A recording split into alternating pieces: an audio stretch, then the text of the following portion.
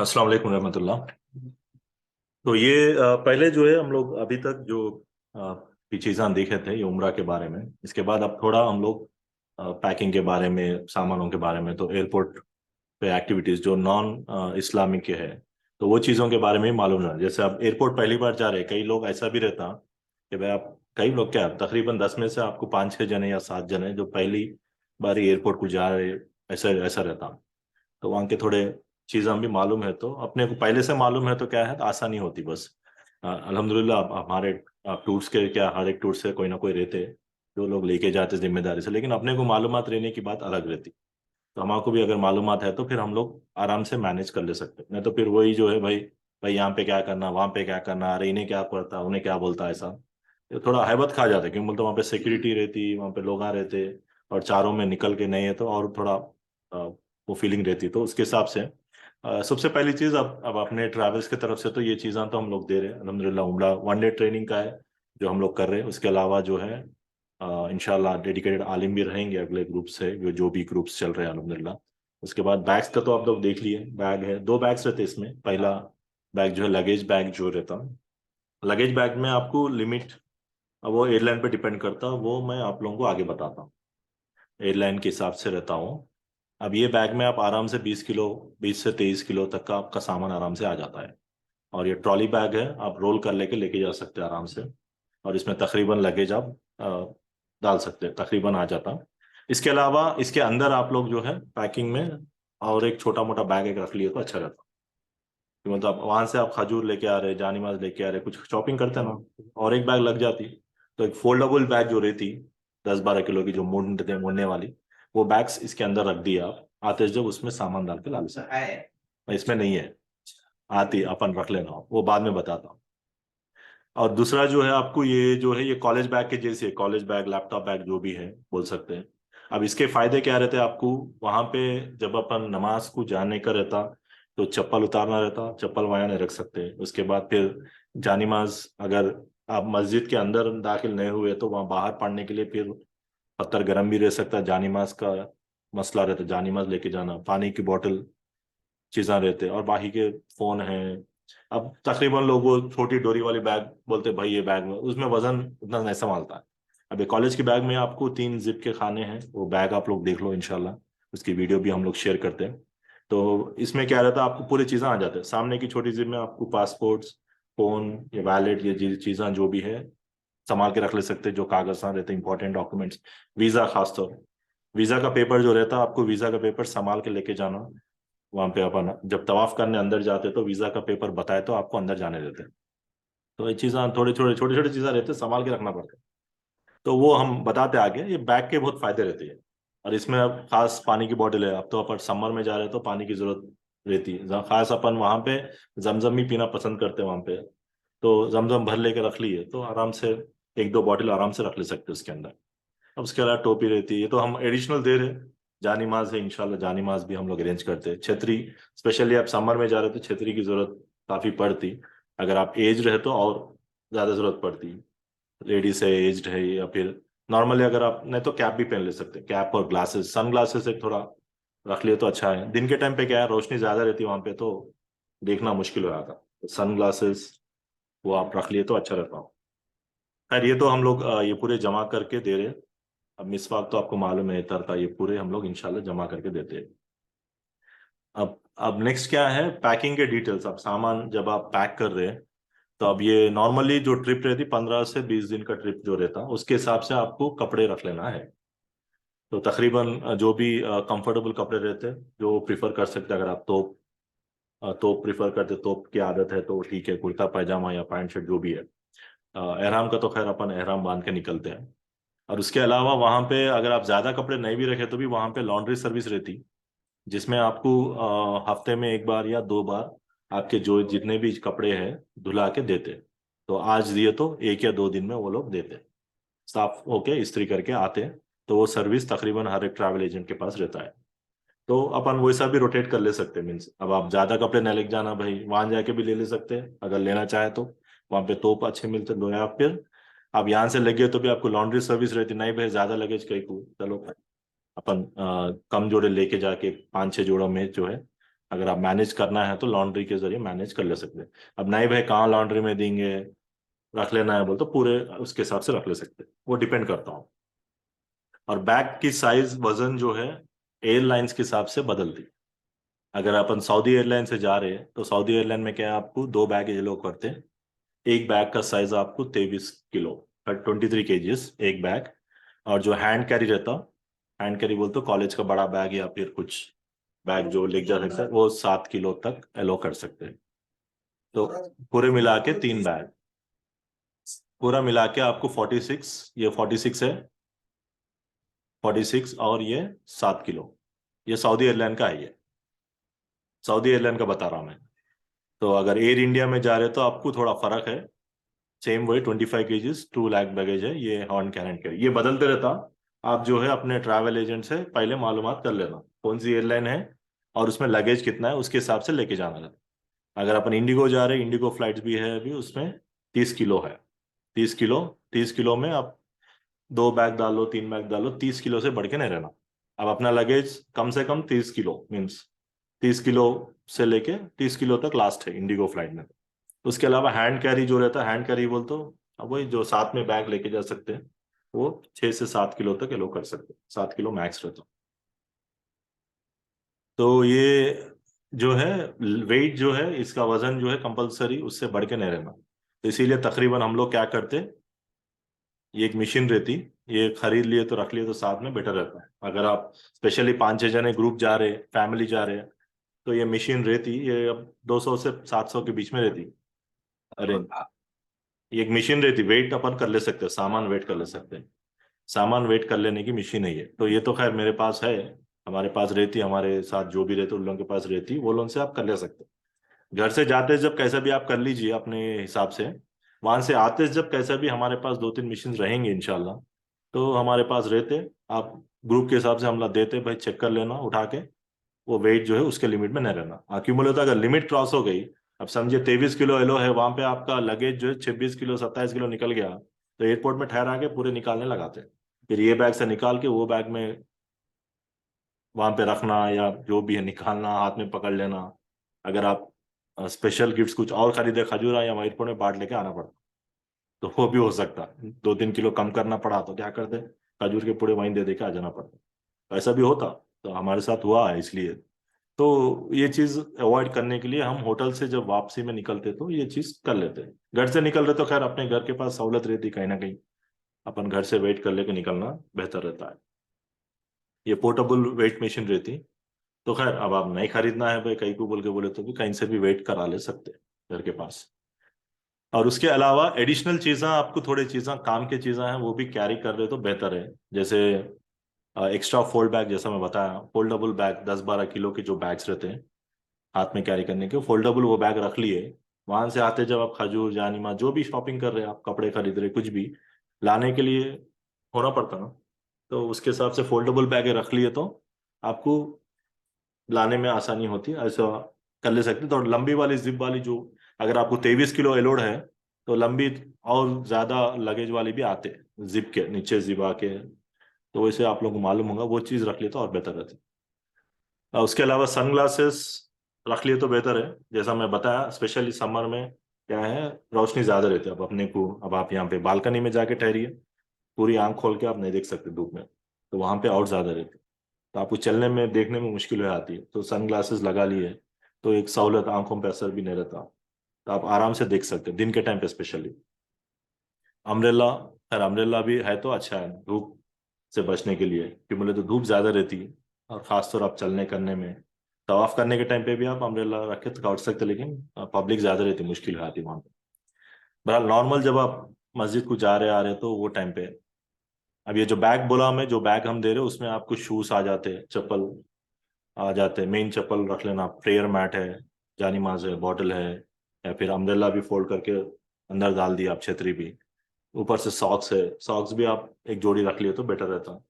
Normally क्या होता है, आप जब तवाफ करते हैं, नफिल तवाफ जब हम करेंगे, नफिल तवाफ आप जो है अभी फिलहाल नफिल तवाफ सिर्फ फर्स्ट फ्लोर पे कर सकते हैं।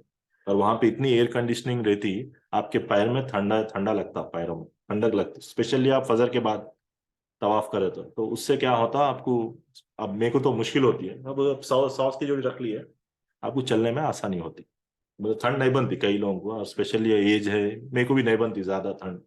तो अब जो है हम लोग वो सॉक्स रख लिए तो तवाफ के टाइम पे काम में आता है। एहराम में तो अपन सॉक्स नहीं पहनते, लेकिन बाद में जब आप नफीली तवाफ करेंगे तो ये चीज़ें काम में आती।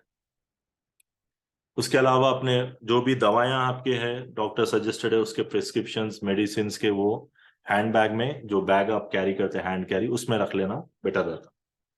मेडिसिन की जरूरत जब भी पड़ सकती तो प्रिस्क्रिप्शन के साथ, तो ये प्रिस्क्रिप्शन के साथ रखना पड़ता। कि बोल तो अब प्रिस्क्रिप्शन नहीं है तो फिर मेडिसिन कुछ एलो करते नहीं करते वो देखना पड़ता। और एक्स्ट्रा चीज़ें कुछ भी कैरी मत कीजिए, जैसे खसखस है, खोपरा है, थोड़े चीज़ें बैंड है सऊदी अरब में और इलीगल है, ऐसी चीज़ें आप लोग कैरी नहीं करना। तो वो चीज़ें हम लोग बता देते लिस्ट, वो चीज़ मीन्स एक्स्ट्रा चीज़ों की जरूरत ही नहीं पड़ती, खाने के आइटम कुछ वो चीज़ें जरूरत ही नहीं है। फोन तो खैर, फोन चार्जर तो खैर कपड़ों के बराबर है आजकल, जैसे कपड़े हैं वैसी फोन चार्जर भी है, तो लोग तो भूलते नहीं। तो फोन का चार्जर, चार्जर में और एक चीज़ क्या है आप लोगों को, ये सॉकेट रहता है एक्स्ट्रा सॉकेट का, ये बहुत काम पे आता है, क्यों मतलब वहां पे जो सॉकेट लगाते अपन, ये तेज पिन वाला रहता। बाहर के जो सॉकेट्स रहते अपने जैसे सॉकेट्स नहीं रहते। अपने सॉकेट्स कैसे रहते, राउंड वाले आते हैं, और वहां पे राउंड वाले खटकों है जहाँ पे आप इंसर्ट करते, राउंड वाले नहीं रहते, ये स्क्वायर शेप में रहते, ये ऐसे रहते।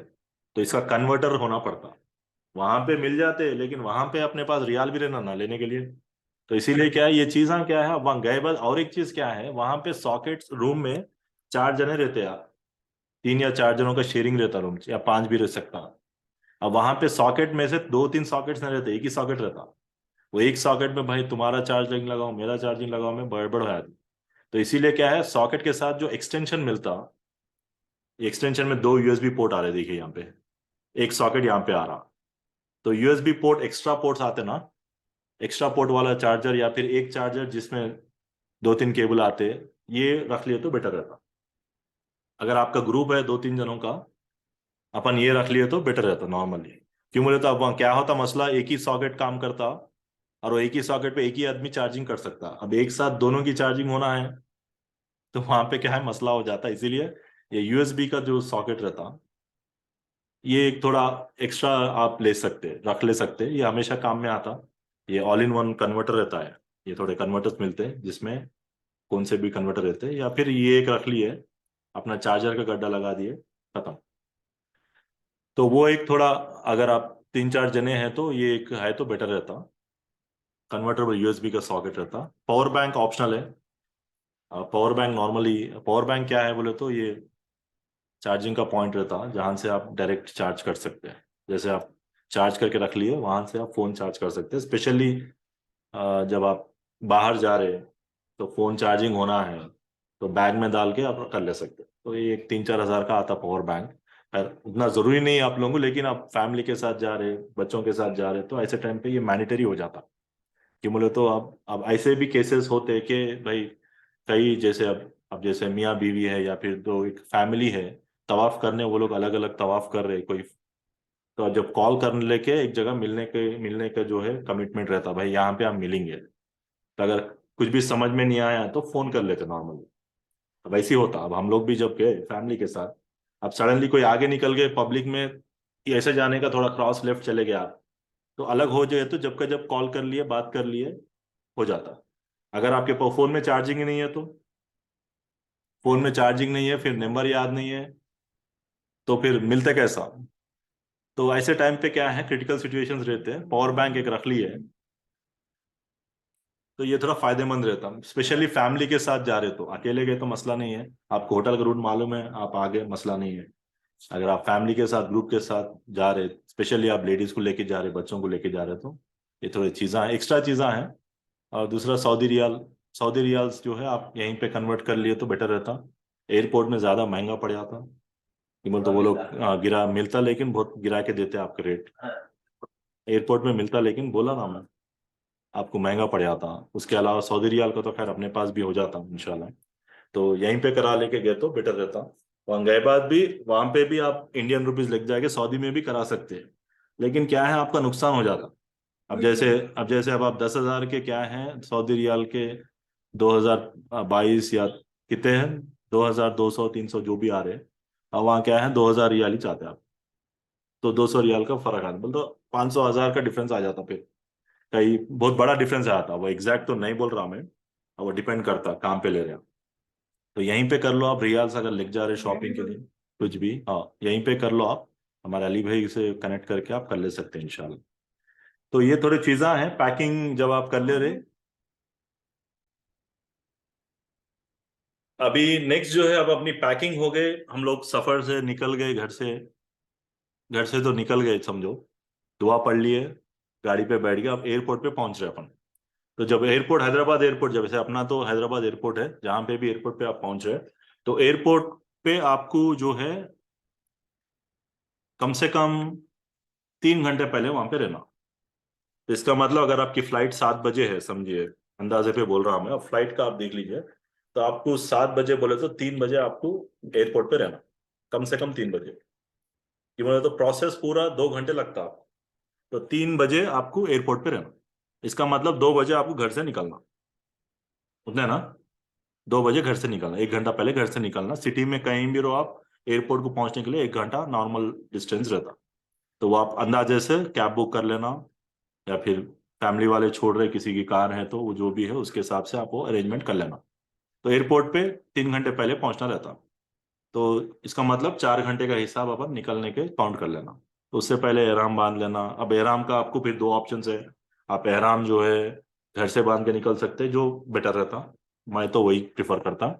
नहीं भाई हम एयरपोर्ट में जाके पूरा जाके फ्लाइट आने से पहले जाके वॉशरूम पे बस जाके जब का जब बांध लेके आ सकते आपको आदत है तो ठीक है वो भी एक ऑप्शन है। तो वो आप लोगों पे छोड़ देते हैं हम। तो एहराम बांध के अगर आप स्पेशली आप डिस्ट्रिक्ट से आ रहे हो तो एयरपोर्ट पे बांध लेना बेटर रहता कि बोलते आप समझिए आप करीमनगर से आ रहे हैं या गोदाखली से आ रहे हैं कहीं से भी आ रहे हैं 3-4 घंटे का सफर है। अब एहराम बांध के फिर अरे भाई 3-4 घंटे कार में बैठ के या गाड़ी पे बैठ के आना जो भी है यहाँ पे आना बस में आना फिर यहाँ पे आके तो ऐसा सिचुएशन में आप एयरपोर्ट पे आए बाद पूरा हो गए बाद आप एहराम बांध ले सकते हैं। तो ये एहराम का है तो एहराम का तो आप बता दिए ऑप्शन। नियत हम एयर फ्लाइट में भी कर ले सकते हैं एयरपोर्ट में भी कर ले सकते हैं या फिर मीकात को आने से पहले भी नियत कर ले सकते हैं। तो नियत का भी मसला नहीं है नियत भी आप जब भी कर सकते हैं या एहराम बांध के भी जब का जब नियत कर लिए। यार औरतों का तो हम लोग सजेस्ट करते हैं कि भाई आप फ्लाइट से नियत कर लो मतलब पर्दे का भी आ जाता हो। अब हम एहराम अने भाई भूल जाते हैं हम बोले तो एहराम बांध के नियत इमीडिएट कर लिए उसके बाद तलबिया पढ़ते आप कंटिन्यू कर सकते हैं। अब यहाँ पे फ्लाइट में जब आप पहुंचते हैं तो अब यहाँ पे आपको 3 चीजों की जरूरत पड़ती है। एक जो है आपका वीजा। ये वीजा जो है बगैर वीजा पासपोर्ट टिकट 3 चीजों की जरूरत पड़ती है। अब वीजा जो है अभी इलेक्ट्रॉनिक वीजा आ रहा एक पेपर आता फोटो में फोन में इसकी कॉपी रख सकते हैं आप। रख लेना बेटर रहता बैकअप में और एक प्रिंट आउट प्रिंट निकाल के भी रख ले सकते हैं। तो वीजा की कॉपी हम लोग प्रिंट निकाल के दे देते मसला नहीं है। तो प्रिंट की कॉपी रहती पेपर प्रिंट रहता वो पेपर संभाल के रखना पड़ता। तो ये वीजा की कॉपी आपको एयरपोर्ट में भी होना जमजम लेने के टाइम पे भी होना तवाफ करने के टाइम पे जब आप अंदर जाते ना जब भी आप ये वीजा की कॉपी नहीं बताए तो आपको अंदर तवाफ करने नहीं देते नीचे काबे के पास। काबे के पास तवाफ करने नहीं देते ऊपर से तवाफ करना पड़ता आपको लंबा हो जाता। तो काबे के पास एहराम की हालत में आपको तवाफ करने के लिए कंपलसरी वीजा की कॉपी बताना पड़ता। तो ये पेपर वहां बताना पड़ता हमें। तो पेपर इंपॉर्टेंट रहता संभाल के रख लो पेपर गुम गया तो भी मसला नहीं है फोन में व्हाट्सएप में पीडीएफ में रख लेना। या फिर हम लोग के पास भी रहता मसला नहीं ऐसा नहीं कि हमारे जो भी मेंबर रहते साथ में उन लोगों के पास भी रहता। डरने की बात नहीं है लेकिन अपने पास रहे तो क्या है, परेशान होने की जरूरत नहीं पड़ती पेपर है तो और आसान हो जाता। फोन में भी ढूंढना पड़ता टाइम लगता। अब जो रेगुलर फोन यूज करते वो लोगों को आसानी हो जाती। और दूसरा जो है आपकी टिकट टिकट तो खैर वहां गए बाद मिलती है आपको। टिकट की बोलते अभी ये जो है ये बोर्डिंग पास है। अभी टिकट जो रहती ये वहां पे गए बाद आपको हम लोग देते। तो जो भी एजेंट रहते वो लोग आपको टिकट देते। वो टिकट यहाँ पे काउंटर पे बता के अपने को बुक करना है। तीसरा पासपोर्ट पासपोर्ट भी आपके एजेंट के पास ही रहते। एयरपोर्ट में गए बाद आपको पासपोर्ट दे देते आपकी टिकट दे देते और आपका वीजा ये पूरे आपके हाथ में एयरपोर्ट के अंदर जाने से पहले इंशाल्लाह आपके हाथ में मिलते। तो ये मिले बाद ही आप अंदर जा सकते हैं। ये बोलते सिगड़ी वाला जो ठहरे हुए रहता बाहर उन्हें ये चीजें देख के भेजता आपको अंदर। तो एयरपोर्ट के अंदर आप नहीं जा सकते जब तक ये चीजें आपके हाथ में नहीं है। तो वहां गए बाद पहुंचे बाद जैसे हम बोले 2 बजे वहां 3 बजे वहां रहना, तो आपको 3 बजे वहां आए बाद पहुंचे बाद इंशाल्लाह फिर वहां पे एजेंट रहते, वहां पे 15-20 मिनट आधा घंटा आपको एक ग्रुप पूरी जमा होती, जो एक ट्रैवल ग्रुप से जा रहे पूरों को मिला के उन्हें एक बार एक साथ लेके जाते। बोल दो अब रहते ना भाई, थोड़े लेट लतीफा रहते हैं, थोड़े आराम से आने वाले रहते हैं, लेकिन वो एक टाइम लिमिट रहता, वहां तक हम वेट कर लेके फिर सबको एक साथ लेके जाना रहता। तो थोड़ा अपन सबर भी करना पड़ता यहाँ पे, कोई लेट हो गया तो। और दूसरा क्या है, एक बार आप ये हो गया, अब आप अंदर जाते ना, अंदर गए बाद आपको फिर यहाँ पे एयरलाइन डेस्क पे जो है ये डेस्क रहता ना एयरलाइन डेस्क पे, वहां पे आपको ये वीजा ये 3 चीजें बताना रहता, वीजा बता के, आपका टिकट बता के, पासपोर्ट उनको दिए तो वो लोग फिर पासपोर्ट को स्कैन कर लेते मशीन में, स्कैन करके एयरलाइन की स्टाफ जो रहती है वो लोगों को आपको स्कैन कर लेते। स्कैन कर लिए बाद फिर आपको आपके जो लगेज रहते वो लगेज का वेट चेक कर लेते वो लोग, वहां पे बाजू की मशीन रहती, यहाँ पे रखते हैं वो मशीन, उस पर रख देने के बाद वो लोग यहाँ पे वेट ऑटोमेटिक यहाँ डिस्प्ले में आता है, यहाँ पे बाजू डिस्प्ले रहता, तो उस पर रहता, और उसके बाद आपको वो टैग लगा देते।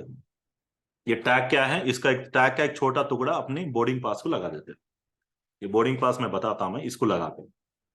तो ये टैग पे नंबर रहता, वो नंबर के हिसाब से अगर किसी का लगेज आपका बैग उसका बैग सेम रहा तो भी वो नंबर देख के आप अपनी बैग की पहचान कर सकते हैं। खोलने की जरूरत नहीं है, खोल के भाई ये मेरा सामान है ये आपका सामान है, मसला नहीं है।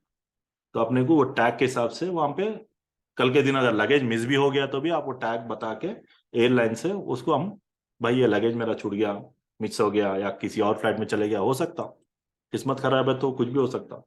तो वो इस सिचुएशन में हम वो टैग बता के वो लगेज को कहाँ गया वो लोग ट्रैक करके अपने को पहुंचाते हैं। तो तो ये टैग इंपॉर्टेंट रहता है, उसके साथ ये टैग लगा दिए बाद फिर उसके बाद थोड़े थोड़े एयरलाइंस वाले अपने हैंड कैरी जो रहती ना बैग, अपनी लैपटॉप की बैग है या कॉलेज की बैग जो है ना, उसको भी टैग लगा दे थोड़े एयरलाइंस वाले। थोड़े एयरलाइंस वाले बोलते भाई जरूरत नहीं है, अब वो लोग टैग लगा लेना, वहां पे भी एक टैग बोलते हो स्टिकर रहता। उसके बाद वो लोग स्कैन कर लेके फिर वापस आपको बोर्डिंग पास देते। अब आपको वापसी में फिर वो 3 चीजें ले लेना है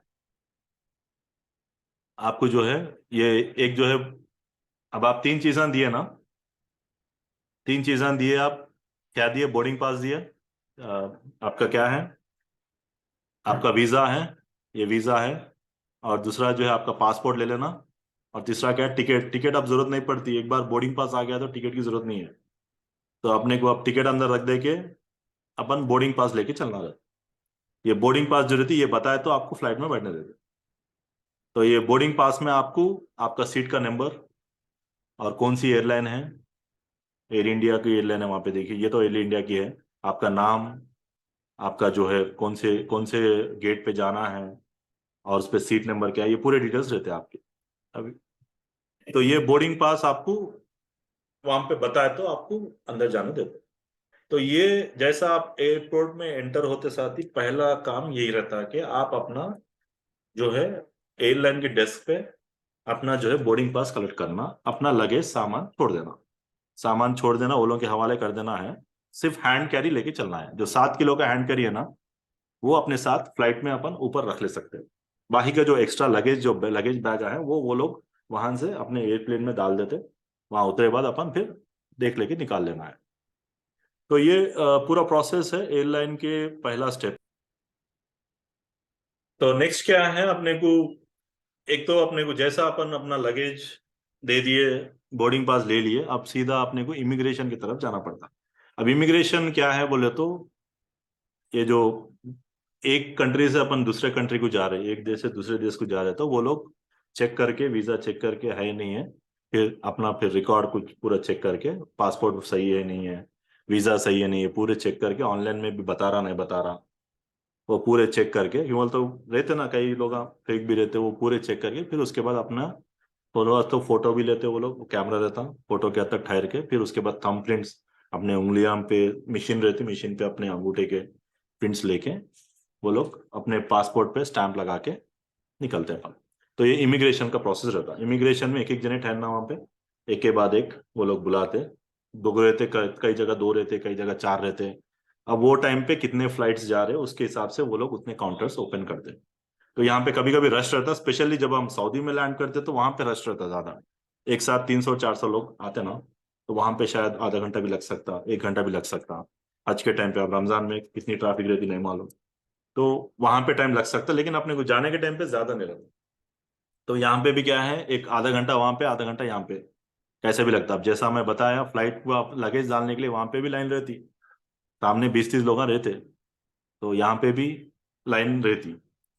तो ये पूरा जैसा है 2 घंटे का काम रहता है पूरा, इसलिए अपन 3 घंटे पहले आना है बोल के बोलते हैं, तो 2 घंटे का पूरा काम रहता तकरीबन। तो ये नेक्स्ट क्या है, इमिग्रेशन का रहता। फिर उसके बाद फिर अपन अपना वापस बोर्डिंग पास ले लेना, पासपोर्ट ले लेना, वीजा वापस ले लेना। अब टिकट की जरूरत नहीं है अपने को, टिकट अंदर रख दी है जो एजेंट दिया। अब अपने को 3 चीजों की जरूरत पड़ती है, मेन बोर्डिंग पास, पासपोर्ट और वीजा। अब इसके बाद वीजा की जरूरत नहीं पड़ती। आप यहाँ पे एक बार इमिग्रेशन क्रॉस कर दे, वीजा की जरूरत नहीं, वीजा का पेपर आप अंदर रख दे सकते हैं। अब यहाँ से सिर्फ आपको पासपोर्ट होना, वीजा होना, सीधा उसके बाद। तो ये इमिग्रेशन का प्रोसेस है ये। अब इमिग्रेशन प्रोसेस से हम निकले, जैसा आप निकले वहां पे फिर सिक्योरिटी चेकिंग रहती। अब फ्लाइट में जाने से पहले अपने अपने बैग्स पूरे स्कैन करते हैं, अपनी बॉडी भी स्कैन करते हैं। स्कैनिंग करके अब कुछ भी लेके जाने वाले रहते हैं, जो चीज़ अलाउड नहीं है वो चीज़, ये सिक्योरिटी स्कैनिंग रहती। तब इसमें क्या है, अपना बोर्डिंग पास अपने हाथ में रख लेना यहाँ पे, कि बोल तो उन्हें जो स्कैनिंग करता पुलिस वाला वहां पे ठहरे सो, उन्हें अपने को पूरी बॉडी स्कैन करके मशीन से, जैसे सिक्योरिटी चेक रहता ना, बीप मारने का, तो कुछ मेटल विटल कुछ है नहीं है, तो अपने पास कुछ भी नहीं रहना, खैर आराम पे रहते अपन। तो जेबा वीबा चिल्लर विल्लर कुछ भी नहीं रहता। अगर नॉर्मली आप एयरपोर्ट में भी जा रहे हो तो भी, जैसे आप कभी कभी क्या होता है, थोड़े ग्रुप मदीना को जाते हैं, मदीना को जाने वाले फ्लाइट को एहराम की जरूरत नहीं है, मदीना से आप लोग एहराम बांध के आते हैं, तो ऐसे सिचुएशन में एहराम नहीं रहता। तो जेब में वैलेट नहीं रहना, चिल्लर नहीं रहना, सिक्के नहीं रहना, कुछ भी नहीं रहना। मोबाइल फोन सब जो है वो ट्रॉली ट्रे पे डाल देना। तो अपने मोबाइल फोन जो भी चीज़ें हैं, वैलेट है, घड़ी है, ये पूरे निकाल के यहाँ पे डाल देना, यहाँ तक बेल्ट भी, बेल्ट सब निकाल के इसमें डाल देना। और अपनी बैग जो हैंड कैरी बैग रहती वो भी वहां पे रख देना। और तकरीबन ट्रे, बड़े ट्रे रहते उसके अंदर रखो बोलते वो लोग, तो उसमें रख देना। उसमें रख दिए तो वो मशीन के अंदर जाते, वो लोग स्कैन कर लेते। अब उसके बाद फिर अपन जो है वहां पे जाके अपनी भी बॉडी स्कैन कर लेते। फिर वहाँ गेट के उधर तरफ गए बाद, फिर यहाँ पे उन्हें क्या करता, बोर्डिंग पास पे स्टैम्प लगाता पुलिस वाला, स्कैन करे वाला, तो ये सिक्योरिटी चेकिंग हो गई बोल के कंफर्म करता। अब उसके बाद फिर अपन वापस वो जो आते, फिर वो स्कैन होके जब बाहर निकलते, फिर अपने अपने आइटम जो भी है ले लेना, ले लेके अपन ये, अब जो है फ्लाइट की गेट जो रहती वहां पे मूव करना रहता। अब इसके बाद एक बार आपका ये सिक्योरिटी चेकिंग हो गया, उसके बाद फिर आपको कौन सी फ्लाइट कौन से गेट पे जाना वो मालूम रहना। तो कौन से गेट पे जाना बोले तो अपनी जो है गेट नंबर बोर्डिंग पास पे रहता। और ये बोर्डिंग पास पे वहां पे बड़े बड़े बोर्ड्स रहते, जिस पे डिस्प्ले में फ्लाइट का नाम, कहाँ पे जा रही, मीन्स कहाँ पे जा रही, उसका कौन सी एयरलाइन है, उसका टाइम क्या है, और उसका गेट कौन सा है, कौन से टाइम पे है, कौन से गेट पे आ रही, ये पूरे डिटेल्स वहां पे रहते। तो उसके हिसाब से अपने को वो गेट पे पहुंचना रहता। तो कम से कम कितने की गेट्स रहते, 50, 60, 70, कितने बड़े गेटा रहते नहीं मालूम। तो कई गेटा रहते, वो गेट के हिसाब से अपन बोर्ड देख लेते, वो गेट की तरफ मुंह होना रहता। तो वहां पे करीब में हमारी फ्लाइट आती। तो ये बोर्डिंग पर यहाँ पे कुछ चेकिंग नहीं रहता, बस बीच में शॉप्स रहते, कुछ भी है वो अपन कर ले सकते हैं, मसला नहीं। तो अगर फ्लाइट डिले रहती, कभी कभी डिले रहती है, तो उसके हिसाब से यहाँ पे डिले है जो भी है बताता हूँ। तो बोर्डिंग पास यहाँ पे हो गया, तो ये है समझो। तो एक बार बोर्ड पे गेट्स पे पहुंचे बाद, अब हम समझिए फ्लाइट जो है शाम में 7 बजे है, जैसा अपन एक ही टाइम लेके चलेंगे, 7 बजे फ्लाइट है। तो हम लोग यहाँ पे पूरा क्लियर करके 6 बजे पहुंच गए, तो बोर्डिंग आपको एक आधा घंटा पहले स्टार्ट होती कम से कम, जैसे 6:30, या कभी कभी अगर बड़ी फ्लाइट है तो 6:15 को, तो 40 मिनट्स पहले भी स्टार्ट हो सकती है, तो फ्लाइट की साइज पे डिपेंड करता हूँ। तो आधा घंटा पहले वो लोग अनाउंस करके बोर्डिंग शुरू करते हैं। तो स्पेशली अगर आप सऊदी एयरलाइन पे जा रहे हो, तो सऊदी एयरलाइन की फ्लाइट बहुत बड़ी रहती है, उसमें जोन्स में डिवाइड करेंगे, zone 1, zone A, zone B कुछ रहते नामा, जोन 1, जोन 2, जोन 3 बोल के बोलते हैं। तो जोन्स क्या रहते हैं, एक हिस्सा फ्लाइट का। तो वो लोग क्या करते हैं, पहले पीछे के हिस्से से लोगों को बुलाते हैं, फिर बाद में उसके मतलब पहले हिस्से वालों को बुलाया तो फिर पूरा ट्रैफिक जाम हो जाता सामने। इसीलिए वो लोग एक हिसाब से अलग अलग जोन बोल के लिख देते हैं। वो जोन आपको यहाँ लिखा हुआ रहता फ्लाइट में, तो वो अपन देख लेना, वो जोन के हिसाब से वो लोग बुलाए, तो जब अपन जाना रहता, बोर्डिंग पास बताना रहता। अब पासपोर्ट भी यहाँ पे थोड़े लोग देखते, तो पासपोर्ट और बोर्डिंग पास बता के अपन वो जो अपनी गेट रहती ना, अपनी गेट के पास जाके बैठ जाना। तो वो लोग जैसा अनाउंस करते उसके हिसाब से अपन फ्लाइट में बैठना रहता। और फ्लाइट में बैठने से पहले जो है वॉशरूम को जाके फ्रेश होके वजू विजू बना लेके बैठ जाना रहता। ये बोला तो 6 घंटे का सफर है, हम सऊदी लेके चले तो 6 घंटे के सफर में अगर आप शाम में 7 बजे बैठ रहे तो शायद मगरिब पढ़े नहीं मालूम। तो अपन बैठते साथ ही मगरिब ईशा जमा करके पढ़ ले सकते। 2 रकात 3 रकात 2 रकात जो भी है इमाम सब हमारे बताते, तो वो कर ले सकते हैं आप। तो इसीलिए क्या, वहाँ फ्लाइट में जाके भाई वॉशरूम जाके वहाँ वजू बनाना, एक तो वॉशरूम छोटे रहते हैं मुश्किल होती है, ऊपर से एहराम की हालत में है तो और मुश्किल हो जाता है। अपने को क्या है, जो एयरपोर्ट पे वॉशरूम रहते खुले रहते अपने हिसाब से आराम से अपन वॉशरूम, तो ये थोड़ा अपन एहतियाती कर लिए भाई जाने से पहले अपन। अपने को मालूम हो जाता वहां गए बाद 7 बजे फ्लाइट है, 6:15 को बोर्डिंग करना है। तो कम से कम 5:45 को अपन जाके आधा घंटा पहले जाके वॉशरूम को जाके मुंह हाथ धो लेके फ्रेश होके फिर वजू बना लेके आगे बैठते साथ ही फिर वजू से रहते अपन। मगरिब का टाइम है अगर तो मगरिब और ईशान जमा कर लिए, जोहर का टाइम है अगर तो जोहर और असर जमा करके वो नमाज का जमा करने का इमाम साहब बताया था। पढ़ लिया, नमाज पढ़ लिया पहले फुर्सत, क्यों मतलब वजू टूट गया तो फिर वजू का मसला रहता। फिर वजू बना ले सकते हैं, मसला नहीं है, फिर जाना वजू बनाना आना। फ्लाइट के अंदर क्या है, वॉशरूम्स रहते लेकिन बहुत छोटे रहते। तकरीबन मैं अवॉइड करता, आप लोगों को अवॉइड करो बोलता। और ऊपर से इतने पैसेंजर्स रहते कि यूज करते तो उसमें भी क्या है मसला हो जाता हूँ। अब इसके बाद जो है आप फ्लाइट में बैठ गए, फ्लाइट में बैठने के लिए आपको फिर जैसा मैं बताया सीट नंबर्स रहते हैं। वहां पे एयर होस्टेस रहते हैं, वो लोगों को अपन बोर्डिंग पास वो लोग हर एक का देख के इधर साइड आती है आपकी सीट, इधर साइड आपकी सीट, उसके हिसाब से वो लोग भेजते हैं। खाली अपने को क्या है ऊपर की तरफ ये देख लेना अपना सीट नंबर कौन सा है। समझो अपना सीट नंबर 30 है तो ये 22 है, 22 के बाद 23 आता है, 24 25 उसके हिसाब से देख लेना। और उसमें 3 रोज रहते या 2 रोज रहते, वो डिपेंड करता है एयरलाइन पे। 2 4 2 ऐसे भी रहते हैं, या फिर 3 या फिर 3 3 ऐसे रहता है, वो एयरलाइन साइज के हिसाब से रहता है। अब यहाँ पे देखिए 3 सीट्स है इधर तरफ, तो ये जो चलने का हिस्सा है ये सी में आता। अगर आपका सीट का नंबर 22C है तब आपको ये चलने का एरिया पे बैठना है। अगर आपका सीट नंबर 22A है तो विंडो की सीट, ये जो है ना विंडो का इशारा जो है ये विंडो का है, जो विंडो के तरफ का है मिरर के तरफ, वो मिरर की तरफ वो रहता। अब ये तो खैर पाथ रहता वो जो अपन फ्लाइट को जाने का रास्ता रहता। तो इसके हिसाब से ये देख लेना, उसके हिसाब से अपन सीट नंबर देख के अपने सीट नंबर पे बैठना रहता। तो दूसरों की सीट्स पे नहीं बैठ सकते। तो वहाँ एयर होस्टेस रहते वो लोगों को भी समझ में नहीं आया कौन सा सीट नंबर है बोले तो भी वो लोग आराम से बिठाते। वो लोग का काम ही है, वो लोग अपने पे वो फेवर्स नहीं कर रहे, वो लोग अपनी ड्यूटी कर रहे हैं। तो अपन भी क्या है वो लोगों से अपने को समझ में नहीं आता वो लोगों की हेल्प ले सकते हैं। तो वो लोग भी नरमी से बता देते हैं। तो उसमें परेशान होने अब अपने को जब मालूम है, जैसा आप बता अपने को जब मालूम है तो भाई अपने को पूछने की जरूरत कहीं, मालूमात रख लिए तो अच्छा रहता। तो अपने को दिखना ही नहीं भाई अपन पहली बार जा रहे बोलते हैं। तो इसीलिए ये ट्रेनिंग प्रोग्राम है।